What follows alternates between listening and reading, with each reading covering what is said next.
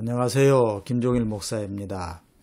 오늘은 성경을 보는 두 가지 창문이라고 하는 제목으로 생각해 보려고 합니다. 성경은 참 어려운 책입니다. 그래서 이해하기가 그렇게 쉬운 책은 아니죠. 그래서 어떤 분들은 잠이 안 올 때 성경을 읽으면 잠이 잘 온다고 합니다. 그러면 왜 성경은 그렇게 어려운 책일까요? 먼저 성경은 아주 오래전에 쓰였기 때문입니다. 우리가 만일 조선시대의 책을 본다고 하면 이해가 잘 되지 않겠죠. 그것과 마찬가지입니다. 그래서 그 시대의 풍습이나 문화, 역사 이런 것들을 어느 정도 알아야 성경을 이해할 수가 있기 때문에 성경이 어려운 것은 당연합니다. 또한 성경은 긴 기간에 걸쳐서 이렇게 쓰여졌기 때문에 역시 어려운 것입니다. 그래서 다양한 저자들, 복잡한 그런 편집 과정을 거쳤기 때문에 이해하기 어려운 내용들이 많이 포함되어 있습니다. 거기에다가 또 우리가 보는 한글 개역성경, 개정성경은 문체가 좀 어렵습니다. 그래서 읽기가 좀 어렵죠. 또 성경은 66권이나 되는 이 분량이 굉장히 방대한 책입니다. 그래서 또 어려운 면이 있습니다. 그러나 성경이 이제 과연 그렇게 무조건 어려운 책이냐, 그것만은 아니라고 생각합니다. 성경을 보는 두 가지 창, 이것을 이해한다면 성경을 조금 더 쉽게 볼 수 있을 것이라고 생각을 합니다. 먼저 이제 구약인데요.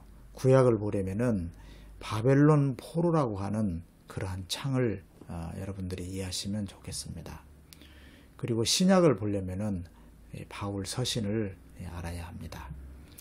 그러면 왜 이 두 가지, 바벨론 포로와 이 바울 서신, 이것을 제가 두 가지 창이라고 소개하는지를 말씀드리겠습니다. 먼저 바벨론 포로에 대해서인데요. 아시다시피 기원전 587년 유다가 바벨론에 의해서 패망합니다. 그때 이제 제사장들, 서기관들이 많이 포로로 잡혀갔다고 합니다. 근데 이 바벨론 포로는 이스라엘이 겪은 산 역사입니다. 산 역사라는 말을 먼저 기억해 두십시오.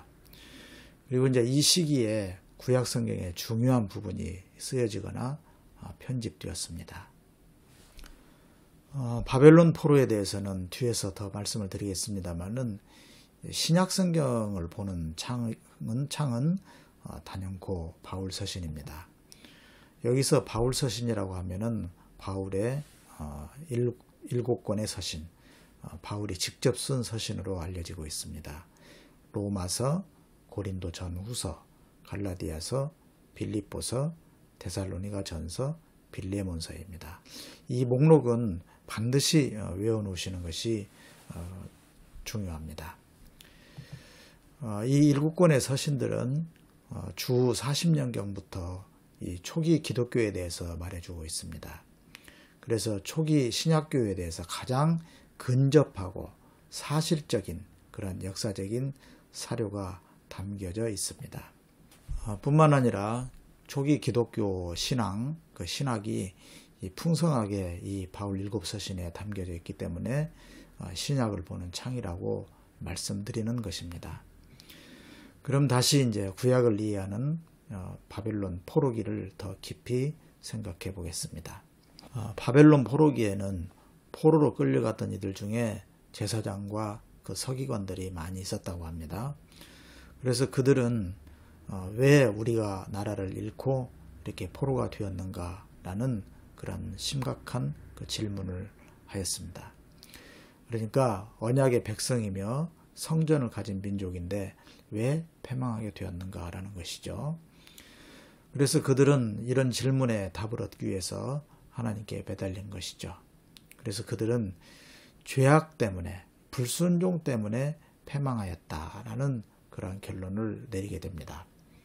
그래서 그들은 이른바 그 인과응보 신학이라고 하는 거대한 그 신학의 주제를 깨닫게 된 것입니다.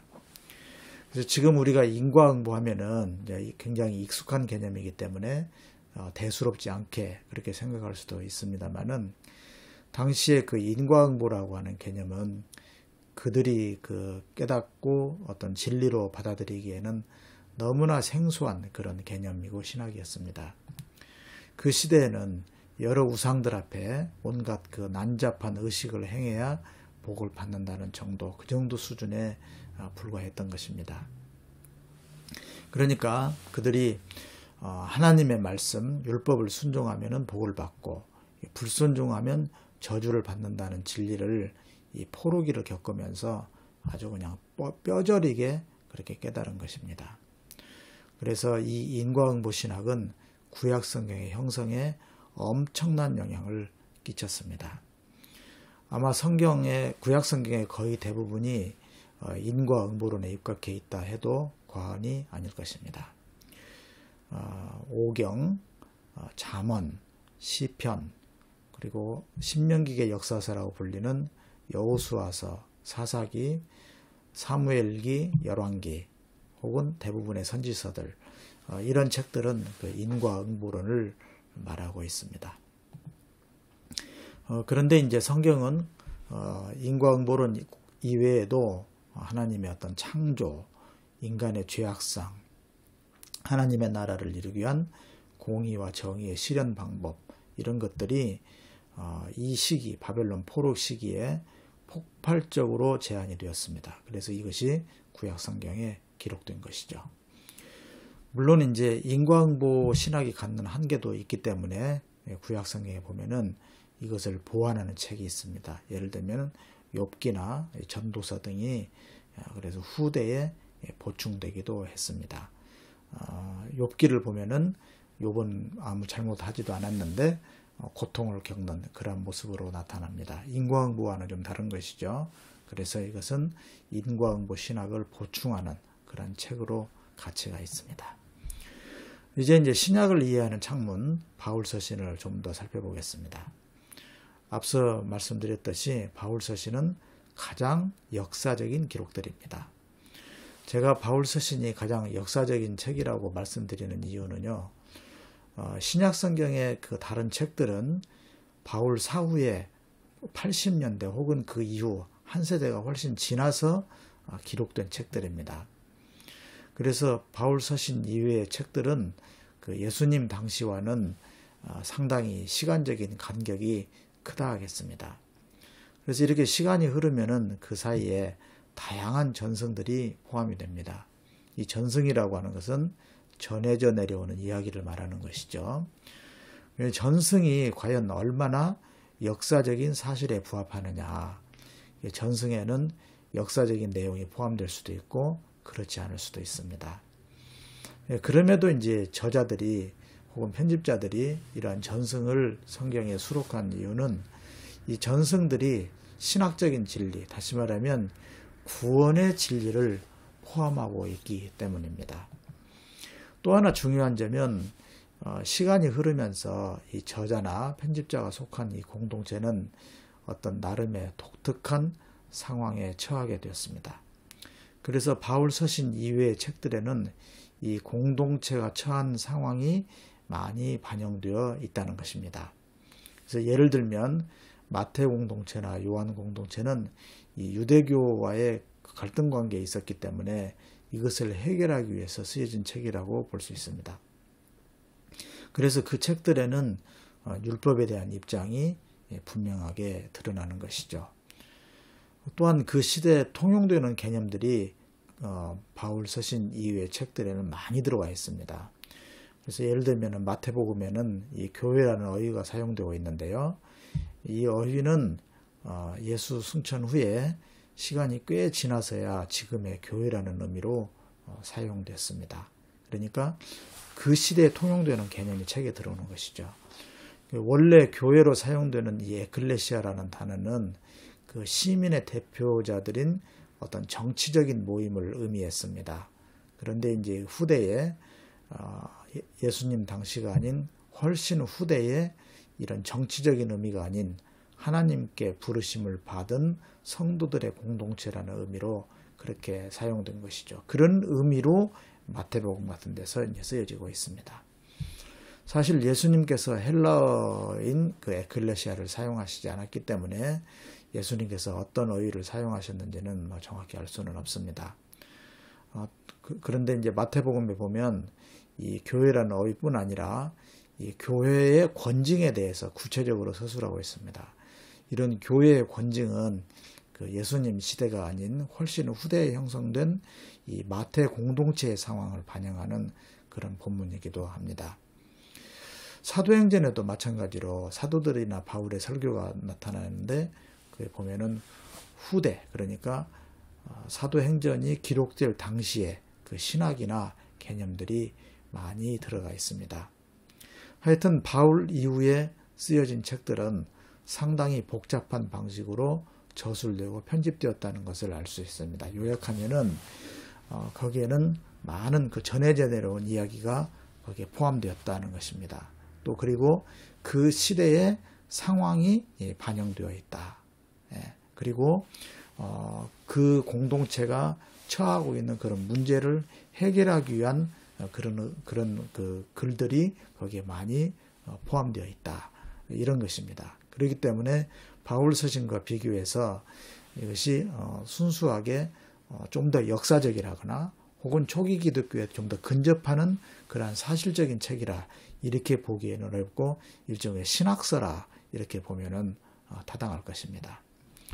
하여간 바울 서신 이후의 책들은 역사적인 사실을 어느 정도 포함하지만 정확히 역사서술이라고 볼 수 없는 장르의 그런 글들, 일종의 신학서라 볼 수 있는 것이죠. 그래서 기독교 초기 역사를 들여다보려면은 바울 서신만큼 정확한 책은 없다. 이렇게 말씀드릴 수 있습니다. 바울은 그가 직접 겪은 일들, 그리고 전해 들은 말들을 서술하고 있기 때문에 이것을 잘 살피면은 초기 교회에 근접하는 정보들을 실감나게 많이 얻을 수 있다는 것을 명심하시면 좋겠습니다. 또한 바울이 유대인 학자였지 않습니까? 그렇기 때문에 구약에 해박했습니다. 그래서 기독교 복음, 기독교 신학을 정립하는데 금자탑을 이루었습니다. 그래서 바울 서신을 잘 연구하고 이것을 통해서 기독교 복음을 깨달아야 합니다. 바울을 통해 밝혀진 그 믿음으로 얻는 의롭다함이라고 하는 이 진리는 우리가 결코 놓쳐서는 안 되는 구원 복음의 그 핵심이라 할 것입니다. 또한 아울러서 초기 기독교가 그렇게 어려워했던 그 율법 문제에 대해서도 가장 명쾌하게 해결책을 바울은 제시합니다. 갈라디아서를 보면은 그리스도인이 율법을 지켜야 하는지 이런 문제에 대해서 베드로나 바나바 같은 이들도 명확한 해답을 얻지 못해서 전전긍긍하는 모습을 볼 수가 있습니다. 그러나 바울은 초기 교회의 이런 어려운 문제에 대해서 확실한 해답을 제시했습니다. 또한 바울은 십자가에 달리신 그 사건이 왜 우리의 구원과 관련이 있는지에 대해서도 또 부활에 대해서도 증언은 물론이고 신학적인 의미까지도 분명하게 밝혀줍니다. 이제 맺겠습니다. 성경을 제대로 읽으시려면은 앞서 소개해드린 두 개의 창, 두 개의 렌즈, 바벨론 포로 그리고 바울 서신을 이해하시면 사실상 성경의 가장 중요한 핵심을 파악하는데 매우 유익할 것입니다. 모쪼록 어려운 성경인데요. 이 성경이 여러분에게 좀 더 쉽게 읽혀져서 그 무궁한 진리 가운데 흠뻑 빠져 들어가시면 참 좋겠습니다. 긴 시간 시청해 주셔서 감사합니다. 안녕히 계십시오.